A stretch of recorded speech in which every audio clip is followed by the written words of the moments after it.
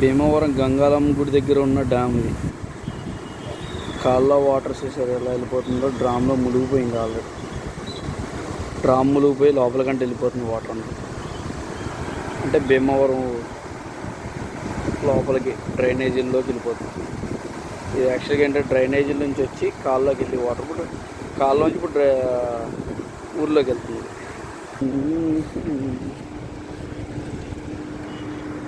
మోటార్లతో water తోడినా కానీ full అయిపోతుంది.